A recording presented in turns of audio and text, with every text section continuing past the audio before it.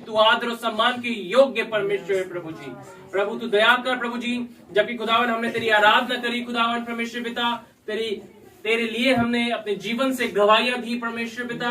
ओ खुदावन स्तुति के बलिदान तुझे चढ़ाए प्रभु जी, भेंट तुझे चढ़ाई परमेश्वर पिता प्रभु जी। खुदावन ये समय जबकि तेरा है प्रभु जी, कि जहां तू कार्य करे प्रभु, जहां तू बोले प्रभु, तू बातचीत करे प्रभु जी, होने दे खुदावन। यहाँ पे जितने भी लोग हैं प्रभु जी, इन सबको तेरे हाथों में लेके आता हूँ परमेश्वर पिता। और प्रभु जी अपने आप को भी तेरे हाथों में सौंपता हूँ परमेश्वर पिता, कि खुदावन जो तू चाहता है खुदावन उस बात को यहाँ पे मैं बोलने पाऊं परमेश्वर पिता, और ये लोग उन बातों को सुनने पाए, समझने पाए जो तू उनके जीवनों के लिए चाहता है परमेश्वर। हम तेरा धन्यवाद करते हैं खुदावन, तेरी स्तुति करते हैं, इस समय के लिए तेरा धन्यवाद करते हैं प्रभु जी। अपने शरीर आत्मा प्राण को तेरे हाथों में सौंपता हूँ। पवित्र आत्मा तू अपना नियंत्रण ले और अपने महान उद्देश्य को, अपने महान कार्य को खुदावन प्रभु जो तू चाहते हैं आज के दिन के जीवनों में करने के लिए, हमारे जीवनों में करने के लिए प्रभु तू कर परमेश्वर। यीशु के नाम से हम मांगते हैं, आमीन। आज जो मैं बातें आपके सम्मुख लेके आना चाहता हूँ, जैसे कि प्रभु के सेवक ने आपके सम्मुख बहुत सारी बातें बोली, और यहाँ पे जो छोटे छोटे बच्चे इन्होंने भी प्रभु के वचन को बोला, और जो मेरा जो सब्जेक्ट है, जो टॉपिक है, वो ही परमेश्वर का वचन है। परमेश्वर की वचन की विशेषता क्या है, परमेश्वर की वचन की इंपॉर्टेंस क्या है, परमेश्वर ने क्यों अपना वचन हमें दिया है। परमेश्वर ने जब अपना वचन हमें दिया है तो जब उसको हम पढ़ते हैं, जब उसको हम मनन करते हैं, तो उसका प्रभाव हमारे जीवन के ऊपर क्या होता है, कैसा होता है। जब लोग खुदा के वचन को पढ़ना आरंभ करते हैं, खुदा के चरणों में आते हैं, परमेश्वर के वचन को खोलते हैं और उसको पढ़ते हैं, मनन करते हैं, तो उसके जीवन में खुदा के वचन का पढ़ने का प्रभाव क्या होता है। आज उसी से मैं आपके सम्मुख जो है कुछ बातें लेके मैं आना चाहता हूँ, परमेश्वर के वचन से लेके आना चाहता हूँ। कोई भी निकाले परमेश्वर के वचन से, मैं कई सारे पदों को पढ़ाऊंगा, तो आप चाहते हैं कि मैं समय पे खत्म करूं, तो प्लीज आप मेरे साथ कोऑपरेट करें, वचन को निकाले जल्दी और पढ़ने में मेरी अगुवाई करें। रोमियो उसका 3रा अध्याय और उसका कोई भी 23वां पद निकाल के पढ़े। रोमियो उसका 3रा अध्याय और उसका हम 23वां पद हम पढ़ेंगे। मैं पॉइंट में समझाऊंगा, तो आप ध्यान से सुने, आराम से समझाऊंगा, ध्यान से सुने, और खुदा की वचन की विशेषता के बारे में मैं बताऊंगा, इसलिए ध्यान से सुने। हालेलुया।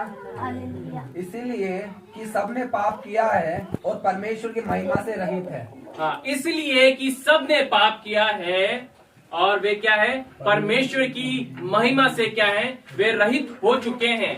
परमेश्वर का वचन जब हम पढ़ते हैं, परमेश्वर के वचन को जब हम खोलते हैं और जब उसको पढ़ना आरंभ करते हैं, तो मनुष्य जो है सबसे सर्वप्रथम जो बात को डिस्कवर करता है, जो सर्वप्रथम सबसे बढ़कर जो खुदा के वचन को पढ़ के एक बात को सीखता है, इस बात को वे जानने पाता है कि वे एक पापी मनुष्य है।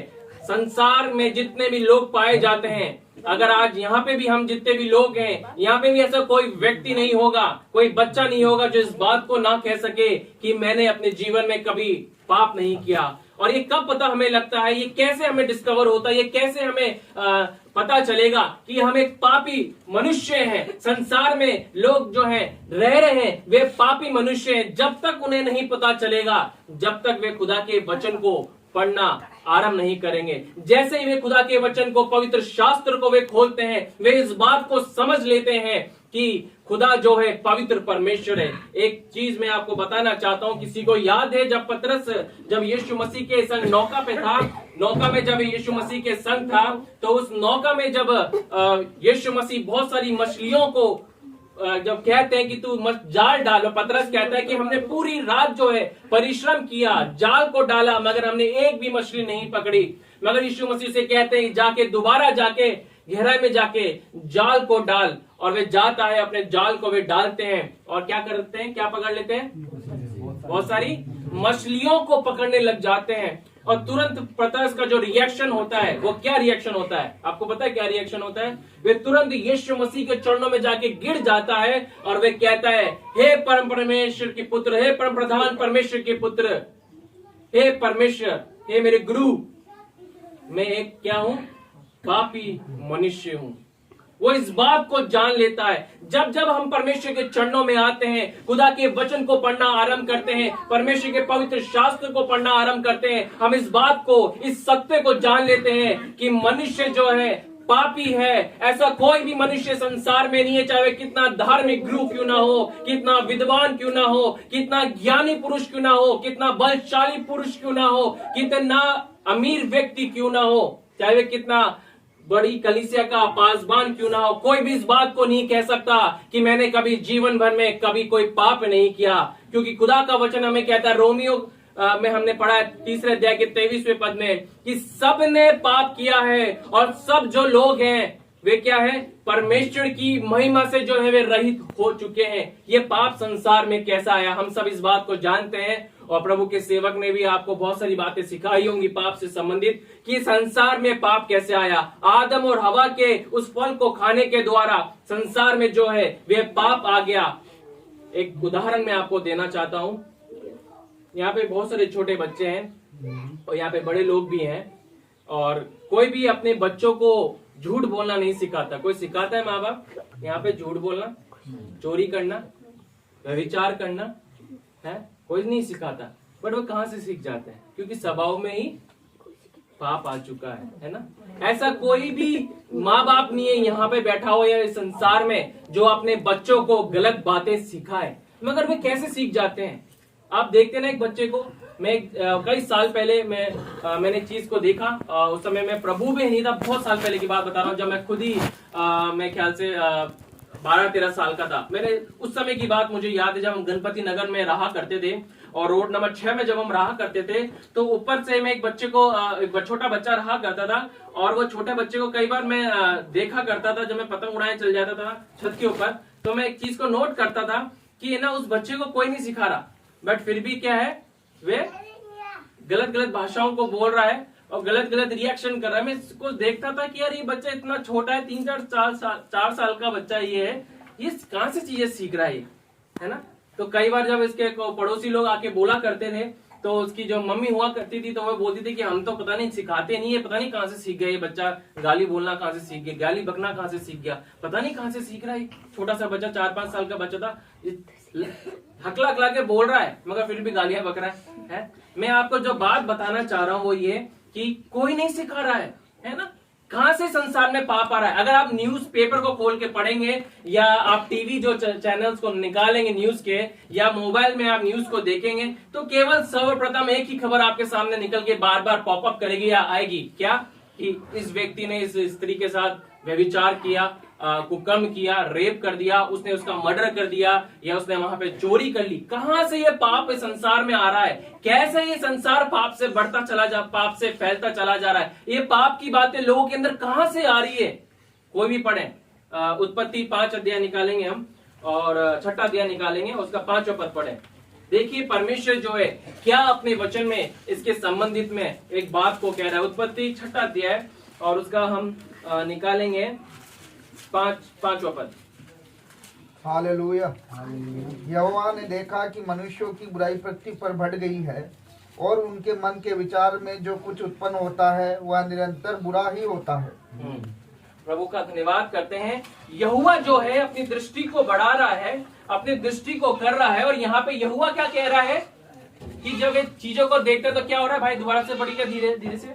यहोवा ने देखा कि मनुष्यों की बुराई जो है, हर एक मनुष्य, केवल एक पर्टिकुलर फैमिली के लिए नहीं बोल रहा, एक पर्टिकुलर जन के लिए नहीं बोल रहा, मगर यहोवा जो है सबके लिए यहाँ पे बोल रहा है। परमेश्वर सब मनुष्यों के लिए बोल रहा है कि मनुष्य की बुराई पृथ्वी पर बढ़ गई है, पृथ्वी के ऊपर बढ़ चुकी है। हाँ आगे। और उनके मन के विचार में जो कुछ उत्पन्न होता है, और उनके मन के विचार में जो कुछ भी उत्पन्न हो रहा है, जो कुछ भी उनके मनों में आ रहा है, वह निरंतर बुरा ही होता है। निरंतर ही बुरा हो रहा है।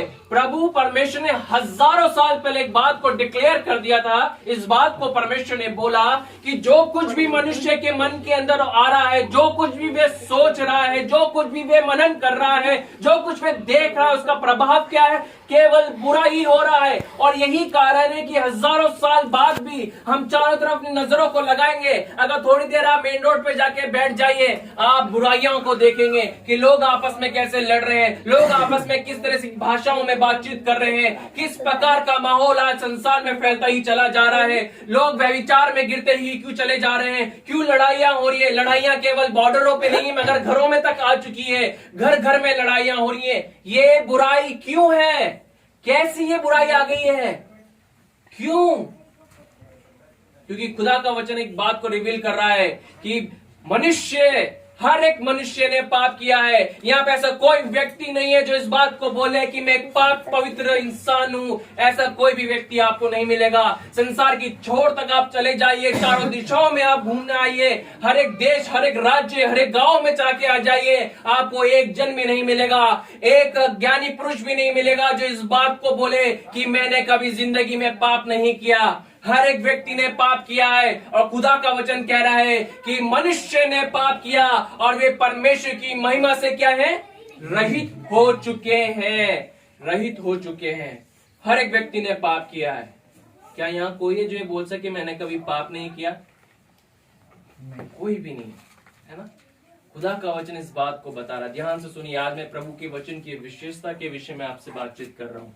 खुदा की वचन की विशेषता ये है कि वे हमारी दशा को हमें बताती है। खुदा का वचन वो आईना है, जब हम उसे खोल के देखते हैं तो वे हमारी जीवन की असलियत को हमारे सामने बता देती है। हम सामने से कितना अच्छा दिखने की कोशिश क्यों ना करें, कितने अच्छे कपड़ों को क्यों ना पहन ले, मगर जब खुदा के वचन को खोलते हैं वे हमारी अंदर की आत्मा की गहराई में जाके हमारी मन की दशा को हमारे सामने लाके रख देती है कि तू स्त्रियों को कैसे देखता है, तू कैसे सुनता है, तू कैसे काम करता है। हर एक दशा हमारे जीवन की खुल जाती है जब खुदा के वचन को खोलते हैं। खुदा का वचन वो आईना है। संसार में एक बात मैं आपको एक सिखाना चाहता हूं, जो एक सबसे महत्वपूर्ण बात जो बताना चाहता हूं परखने की, क्योंकि हम अंत के दिनों में जी रहे हैं। और जो मैंने किताब लिखी है उसके विषय में मैं किताब के अंदर बहुत सारी बातें अंत के चिन्हों के बारे में मैंने लिखा है, जो प्रभु की आत्मा ने बीते वर्षों के अंदर मुझे सिखाया कि कलीसिया को जाके तैयार कर, क्योंकि यीशु मसीह जो है वे जल्दी शीघ्र आने वाला है। मगर आज मेरा वो टॉपिक नहीं है, मगर इस किताब के अंदर मैंने एक विषय को मैंने कवर किया है, वो ये कि अगर हम कहते हैं कि हम विश्वासी हैं, अगर हम कहते हैं हम परमेश्वर के पीछे चल रहे हैं, अगर हम कहते हैं कि हम प्रभु से बहुत प्यार करते हैं, तो ये क्या लिखा है, क्या लिखा है यहाँ पे? बहुत अच्छा बाइबल का वर्स लिखा हुआ है। जैसा मसीह यीशु का स्वभाव था वैसा ही तुम्हारा भी स्वभाव हो। आमीन, प्रेज द लॉर्ड। धन्यवाद करता हूँ ये वचनों के जो खुदा के दास ने यहाँ पे लगा रखे हैं, जो इस बात को सचेत कर रही है, अगर तुम मुझ में हो, मुझ में बने हुए हो, तो तुम्हारा स्वभाव भी वैसा होना चाहिए, तुम्हारे देखने का नजरिया भी वैसा होना चाहिए, तुम्हारे सुनने का तरीका भी वैसा होना चाहिए, तुम्हारे कार्य करने का अंदाज भी वैसा होना चाहिए जैसे यीशु मसीह का था। और संसार में अगर कह रहा है कि मैं प्रभु के पीछे चल रहा हूं, तो सबसे बड़ी चीज पहचानने की है उसके दान वरदान नहीं, उसके फल, उसके फलों को देखे, क्योंकि फलों से ही पेड़ की पहचान होती है। आम के पेड़ में अंगूर नहीं लगते कभी भी, और अंगूर के पेड़ में कभी आम नहीं लगते हैं। फल से ही पेड़ की पहचान होती है। और एक मसीह जन की पहचान मसीहत से होती है कि वे कितना मसीह में है और नहीं है। पहली बात जो मैं आपको बताना चाहता हूं प्रभु के वचन की विशेषता, वो ये कि खुदा का वचन को जब हम पढ़ते हैं वे हमारी आत्मिक दशा को हमारे सामने लाके खड़ा कर देती है कि कितने हम परमेश्वर में हैं, कितने हम परमेश्वर में नहीं है, कितने हम प्रभु से दूर है और कितना पाप में जीवन हम जी रहे हैं। संसार इस बात को अगर पढ़ना चालू करेगा, खुदा के वचन से देखना आरंभ करेगा, तो इस बात को वे जानने पाएगा कि हर एक व्यक्ति ने पाप किया है। और क्योंकि खुदावन का वचन कह रहा है कि सब ने पाप किया है, इसलिए वे परमेश्वर की महिमा से क्या है, रहित हो चुके हैं। मगर परमेश्वर का वचन केवल ये नहीं बता रहा है कि तुमने पाप किया है, मगर खुदा का वचन जो है एक और चीज बता रहा है। खुदा की वचन की एक और विशेषता है। कोई भी निकाले यूहन्ना उसका 3रा अध्याय और उसका 16वां पद, कोई भी पढ़े। ये बहुत ही कॉमन वर्ड्स है और हम संडे स्कूल से इस वचन को सीखते आए होंगे। हर एक को मुंह जुबानी याद होगा ये वचन। कोई भी निकाले और पढ़े। यूहन्ना 3रा अध्याय और उसका हम 16 पद हम पढ़ेंगे। हालेलुया। क्योंकि परमेश्वर ने जगत से ऐसा प्रेम रखा कि उसने अपना इकलौता पुत्र दे दिया, ताकि जो कोई उस पर विश्वास करे वह नष्ट न हो परंतु अनंत जीवन पाए। क्योंकि परमेश्वर ने जगत से ऐसा प्रेम किया कि जो कोई उस पे विश्वास करे, किस पे विश्वास करे? मसीह यीशु पे, एक लौते पुत्र के ऊपर अगर आप विश्वास करेंगे तो आप नष्ट नहीं होंगे, वरन क्या होंगे? अनंत जीवन को आप प्राप्त करेंगे। खुदा का वचन ना केवल इस बात को बता रहा है कि सब ने पाप किया है, ऐसा कोई भी मनुष्य नहीं है जिसने पाप नहीं किया हो, मगर खुदा का वचन दूसरी बात एक और प्रकट करता है, बताता है, सिखाता है। उसकी दूसरी विशेषता ये है खुदा के वचन की कि वे उस मार्ग को भी बताता है जिसके द्वारा आप पवित्र हो सकते हैं, जिसके द्वारा आप उद्धार को प्राप्त कर सकते हैं, जिसके द्वारा एक बार फिर से आपके संबंध परमेश्वर से ठीक हो सकते हैं, जिसके द्वारा एक बार फिर से आप परमेश्वर से जुड़ सकते हैं, और वे यीशु मसीह है। कोई भी निकाले 2 कुरिन्थियों 5 अध्याय और उसका 21वां पद निकाल के पढ़े। 2 कुरिन्थियों 5 अध्याय और उसका 21वां पद निकाल के पढ़े। जो पाप से अज्ञात था उसी को उसने हमारे लिए पाप ठहराया कि हम उसमें होकर परमेश्वर की धार्मिकता बन जाए। अब मसीह यीशु हमारे लिए जो पाप से अज्ञात था, जो पाप को नहीं जानता था, वे हमारे लिए पाप बन गया, और क्या हुआ? उसने हमारे लिए अपने आप को दे दिया, और उसके द्वारा हम क्या हो गए? धर्मी बन गए। हम मसीह यीशु के द्वारा क्या हुए? धर्मी बन गए। एक समय हम पापी थे, मगर यीशु के वो बड़े बलिदानों के द्वारा, यीशु मसीह के वो बड़े कार्यों के द्वारा जो उसने आज से 2000 साल पहले आके किए, अपने आप को कलवरी के क्रूस पे दे दिया, उसके द्वारा, उसके लहू बहने के द्वारा हम क्या हो गए? धर्मी ठहर गए। हम धर्मी बन गए, है ना? हम धर्मी ठहर गए। एक एग्जाम्पल मैं आपको देना चाहता हूँ। आज बहुत सारे लोग लड्डू खिलाते हैं, है ना? लड्डू खाना कितने को पसंद है? मिठाई खाना सबको पसंद है ना?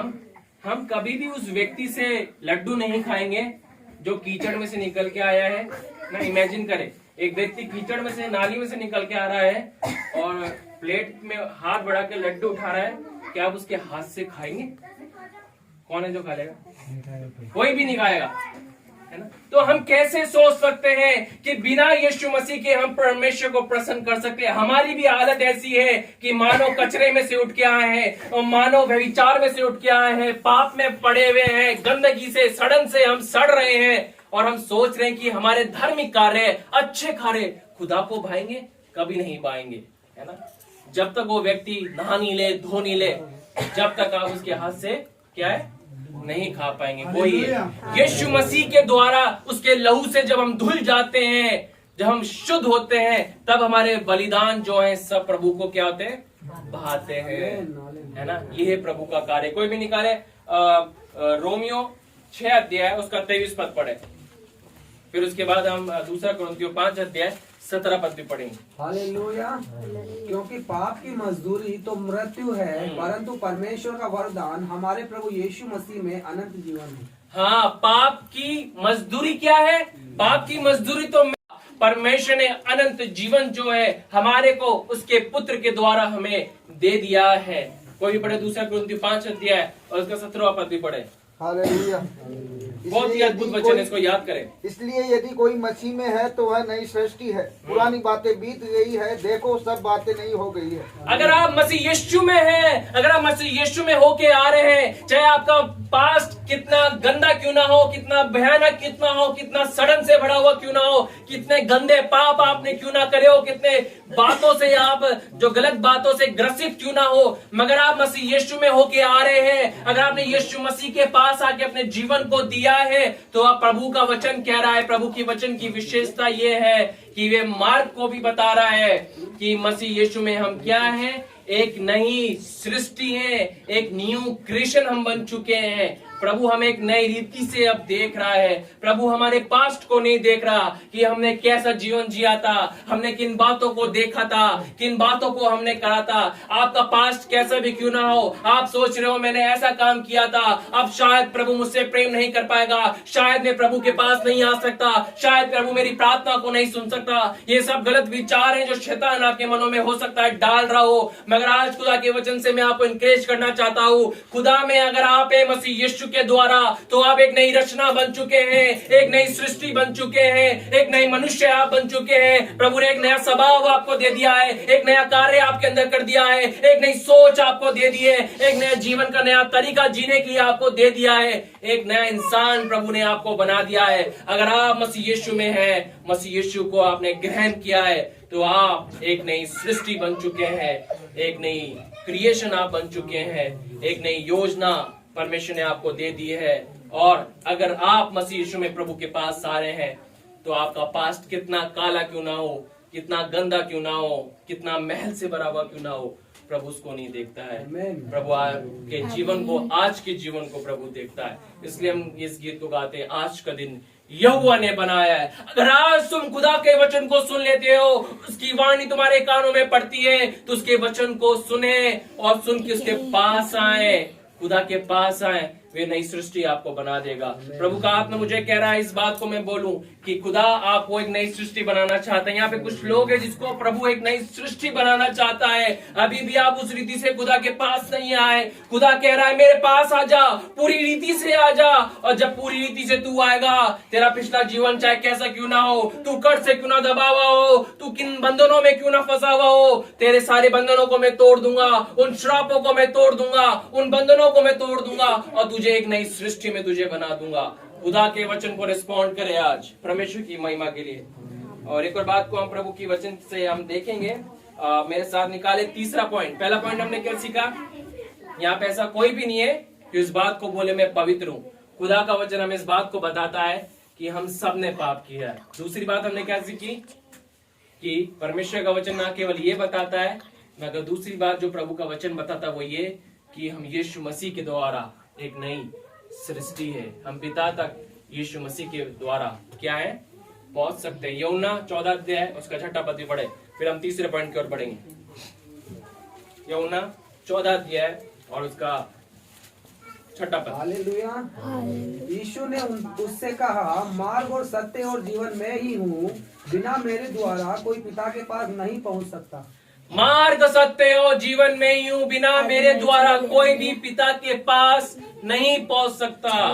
यीशु ही वो मार्ग है, यीशु ही वो जीवन है, यीशु ही वो सत्य है जिसके द्वारा हम पिता तक पहुंच सकते हैं।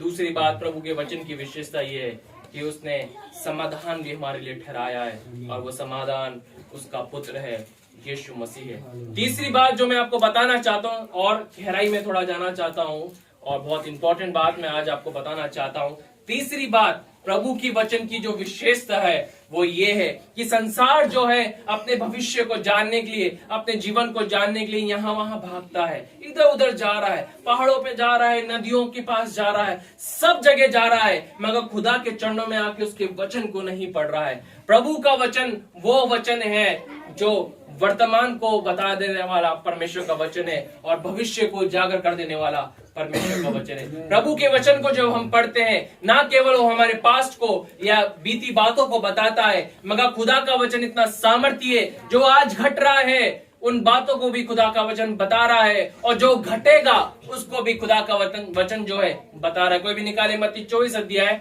और उसका दूसरे पद से लेके 8वें पद तक कोई भी पढ़े। मत्ती 24 अध्याय हम निकालेंगे और उसका दूसरे पद से लेके 8वें पद तक हम पढ़ेंगे। हालेलुया। कि खुदा का वचन जो है अप टू डेट वचन है। खुदा का वचन बीती बातों से आधारित नहीं है, मगर खुदा के वचन को जब हम पढ़ते हैं तो वे हम पाएंगे अप टू डेट है, एकदम सटीक वचन है खुदा का। पढ़िए। जब वह जैतून पहाड़ पर बैठा था तो चेलों ने एकांत में उसके पास आकर कहा, हमें बता कि ये बातें कब होगी, तेरे आने का और जगत के अंत का क्या दिन होगा। यीशु ने उनको उत्तर दिया, सावधान रहो क्योंकि कोई तुम्हें न भरमाने पाए, क्योंकि बहुत से ऐसे होंगे जो मेरे नाम से आकर कहेंगे मैं मसीह हूँ और बहुतों को भरमाएंगे। तुम लड़ाई और लड़ाइयों की चर्चा सुनोगे तो घबरा न जाना, क्योंकि इनका होना अवश्य है, परंतु उस समय अंत न होगा। क्योंकि जाति पर जाति और राज्य पर राज्य चढ़ाई करेगा और जगह जगह अकाल पड़ेंगे और भूकंप होंगे। ये सब बातें पीड़ाओं का आरंभ होगी। ये सब बातें पीड़ाओं का आरंभ होगी। एक पूरी लिस्ट जो है यीशु मसीह ने जगत के अंत के विषय में और अपने आगमन से संबंधित जो बातें उसके बारे में दी गई है, दी है और जिसको मैंने इस किताब के अंदर लिखा है। कुछ कॉपीज जो है मैं आप लोगों के लिए लेके आया हूं, हालांकि ज्यादा तो नहीं लेके आ पाया, तो मैं प्रभु के सेवक को जो आपके पास्टर है उनको मैं दे दूंगा, तो आप इनसे लेके पढ़ सकते हैं, है ना। और उन बातों को मैंने इस किताब के अंदर लिखी है कि यीशु मसीह यहाँ पे कह रहे हैं कि उसके चेले जब पूछते हैं कि जगत के अंत का और तेरे आने का क्या चिन्ह होगा, तो यहाँ पे यीशु मसीह पूरी लिस्ट यहाँ पे दे रहे हैं। एक बात जो यहाँ पे तीसरा पद पढ़िए भाई, क्या लिखा तीसरे पद में? जब वह जैतून पहाड़ पर बैठा था, जैतून पहाड़ पे जब यीशु मसीह बैठे थे, तो चेलों ने एकांत में उसके पास आकर कहा, हमें बता कि ये बातें कब होगी, ये बातें कब होंगी, तेरे आने का और जगत के अंत का क्या चिन्ह होगा। तेरे आने का और जगत के आने का क्या चिन्ह होगा। हाँ, यीशु ने उनको उत्तर दिया, सावधान रहो, कोई तुम्हें भरमाने न पाए, बिल्कुल, क्योंकि बहुत से ऐसे होंगे जो मेरे नाम से आकर कहेंगे मैं मसीह हूँ, और बहुतों को भरमाएंगे। तुम लड़ाइयों और लड़ाइयों की चर्चा सुनोगे तो घबरा न जाना। तुम लड़ाइयों की चर्चा सुनोगे तो तुम, प्रभु का वचन कह रहा है, तुम घबरा ना जाना। तुम झूठे भविष्यवक्ताओं को जब आते हुए देखोगे तो तुम सावधान रहना। और आगे, क्योंकि इनका होना अवश्य है। इनका होना तो अवश्य है। क्या आज हम लड़ाइयों की चर्चाएं सुन नहीं रहे? अगर हम अपने न्यूज चैनल को लगाते हैं, अखबार को उठा के पढ़ते हैं, तो इस बात को देखेंगे कि अशांति का माहौल जो है पूरे संसार में फैलता ही चला जा रहा है। एक जाति एक दूसरी जाति के ऊपर चढ़ाई करना चाहती है, एक राज्य दूसरे राज्य के ऊपर चढ़ाई करना चाहता है, एक देश दूसरे देश के ऊपर चढ़ाई करना चाहता है। लड़ाइयों का माहौल, लड़ाइयों की बातें संसार में हो रही है। खुदा का वचन जो है अप टू डेट है। आज जो बातें घट रही हैं खुदा के वचन में पहले से ही प्रभु ने दे दी है। आगे पढ़िए, क्या लिखा है? परंतु उस समय अंत न होगा, उस समय अंत नहीं होगा, क्योंकि जाति पर जाति और राज्य पर राज्य चढ़ाई करेगा। हाँ। और जगह जगह अकाल पड़ेंगे, जगह जगह अकाल पड़ेंगे और भूकंप होंगे, और भूकंप होंगे। ये सब बातें पीड़ाओं का आरंभ होगी। ये सब बातें पीड़ाओं का आरंभ होंगी। इंग्लिश ट्रांसलेशन के अंदर एक वर्ड जो मिसिंग है, वो वर्ड जो मिसिंग है इंग्लिश के अंदर, किंग जेम्स के अंदर आता है, वो है पेस्टिलेंस, यानी कि महामारियां। और 2020 से जो है वो महामारी का ऐसा वर्ष रहा जो हम सब ने देखा। इतिहास के अंदर शायद इस प्रकार का माहौल पूरे संसार में कभी नहीं आया। इससे बड़ी भयानक बीमारियां आई, हजारों लाखों इवन करोड़ों लोग मर गए, मगर इस प्रकार का माहौल कभी भी नहीं आया जिस प्रकार का माहौल हमने 2020 में देखा कि पूरा संसार मानो लॉकडाउन हो गया हो, थम सा गया हो। एक राज्य थम जाया करता था जब महामारी आती थी, एक देश रुक जाया करता था जब महामारी आया करती थी, मगर जब कोरोना वायरस संसार में आया, इसकी चर्चाएं संसार में फैली, इनकी खबरें संसार भर में फैली। हम इस बात को नतीजे को देख रहे हैं हमने, और देखा भी है कि 2020 कैसे हमारे लिए रहा और इस पूरी दुनिया के लिए रहा कि पूरा संसार मानो थम सा गया हो, रुक गया हो, है ना। ये खुदा के वचन में तो पहले ही दे दिया गया था। हिंदी में वो वर्ड नहीं लिखा हुआ, मगर आप इंग्लिश ट्रांसलेशन को आप पढ़ेंगे, वहां इस बात के विषय में लिखा गया है कि पेस्टिलेंस आएंगे, यानी कि महामारियां आएंगी। यानी कि खुदा का वचन जो है अप टू डेट वचन है। अगर आप जानना चाहते कि आने वाले समय में क्या होगा, खुदा के वचन को उठाइए, खुदा के वचन को पढ़िए। आप आने वाली बातों के विषय में तमाम बातों को आप जान लेंगे कि आने वाला समय कैसा रहेगा। कोई भी निकाले दूसरा तीमुथियुस उसका 3रा अध्याय और पहले से लेके 5वें पद तक आप पढ़े। दूसरा तीमुथियुस 3रा अध्याय हम पहले पद से लेके 5 पद को हम पढ़ेंगे। अप टू डेट खुदा का वचन है। मनुष्य की क्या हालत है वो इस पदों के अंदर दे रखी है। पढ़िए।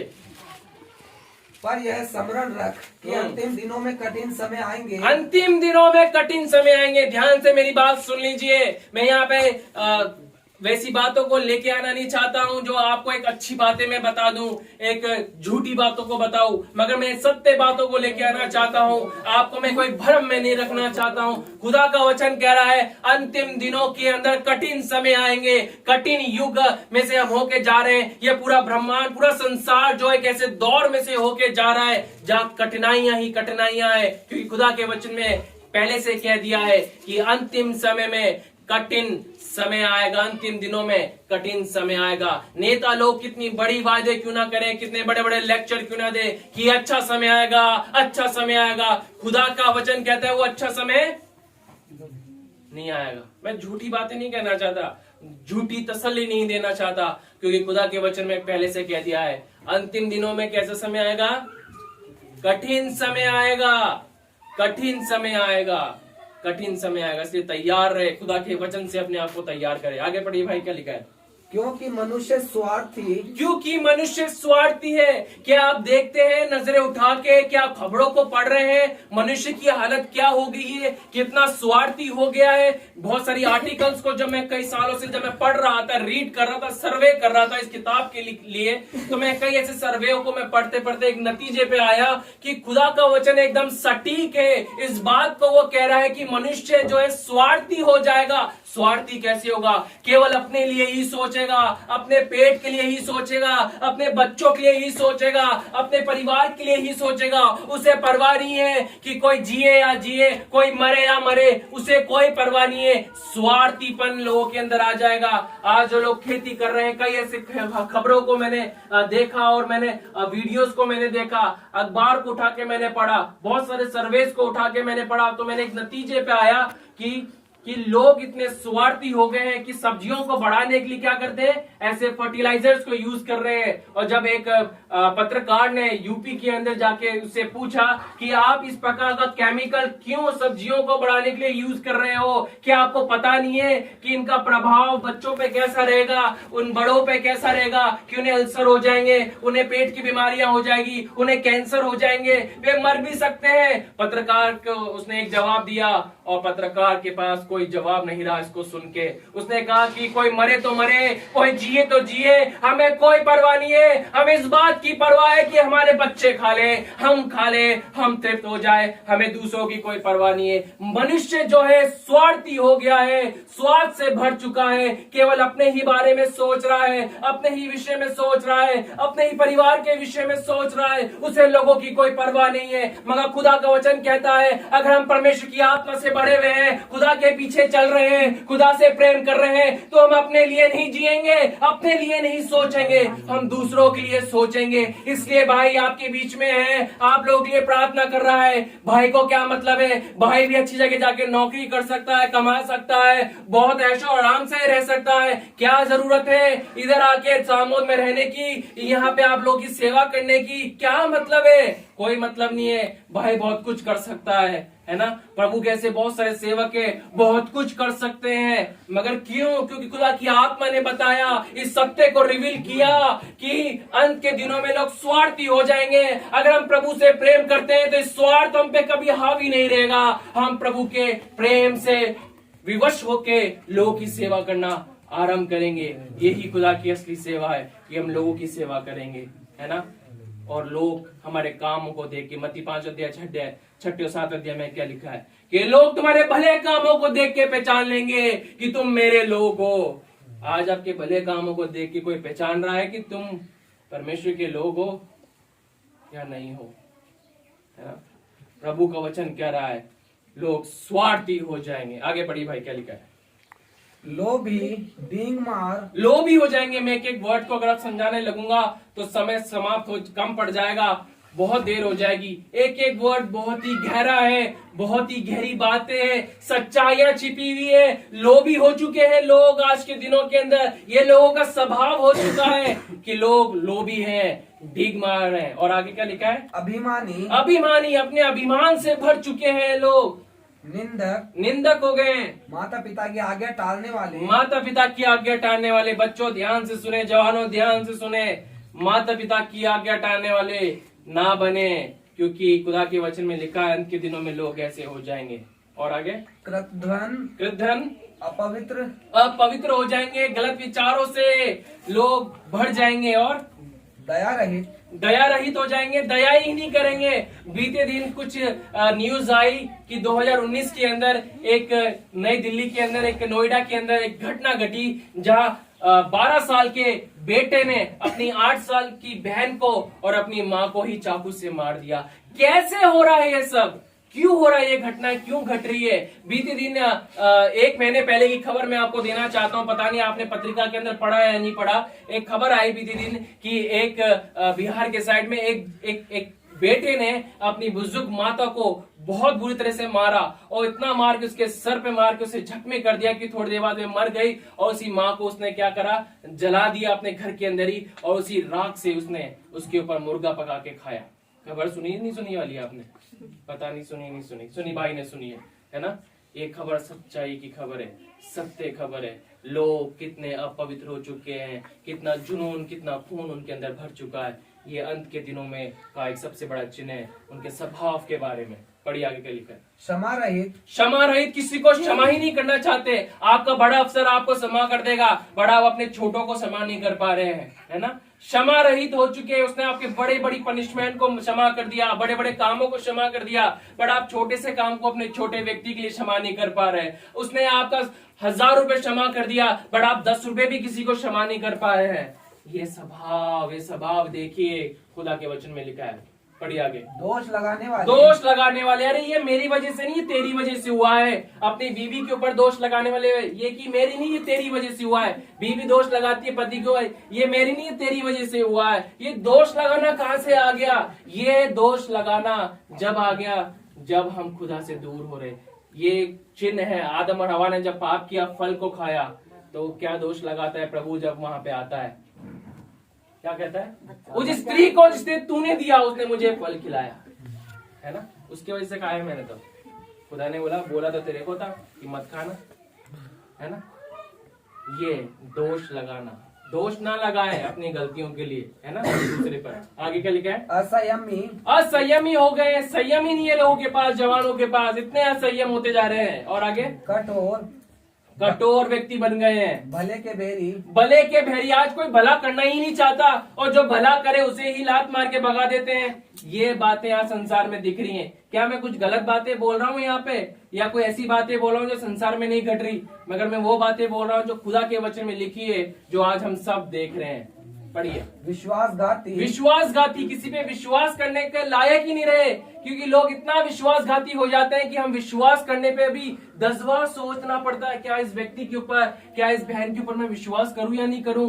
क्यों? क्योंकि इतने विश्वासघाती चीजों को हम देख चुके हैं और सुनते आ रहे हैं। और ढीठ हो गए हैं, बदलना ही नहीं चाह रहे। कितना प्रभु का सेवक यहाँ से खड़े होकर प्रचार कर रहा है, बोल रहा है प्रभु का दास, अरे सुधर जाओ, खुदा के पास आ जाओ, मगर ढीठ ही है, बदलना ही नहीं चाहते हैं। माँ बाप मारते हैं, बच्चों को सिखा रहे, मत देख फोन, मत देख, मगर फिर भी देख रहे। क्यों? क्योंकि ढीठ स्वभाव जो है आ चुका है। और घमंडी हो चुके हैं, घमंड से भर चुके हैं। और परमेश्वर के नहीं है, और वरन सुख विलास के ही के चाहने वाले। क्या संसार प्रभु के पीछे भाग रहा है? क्या संसार में से कितने लोगों को आप देख रहे हैं कि खुदा के से प्रेम कर रहा है? लोग सुख विलास के चाहने वाले हो चुके हैं। उन्हें कोई परवाह नहीं है कि खुदा क्या कह रहा है, उन्हें कोई परवाह नहीं कि खुदा क्या कर रहा है, उन्हें कोई परवाह नहीं कि खुदा कैसे हमारा न्याय करेगा। उन्हें किसी बात की परवाह नहीं है। वो केवल एक बात को जानते कि आज का दिन हम खाएं पिए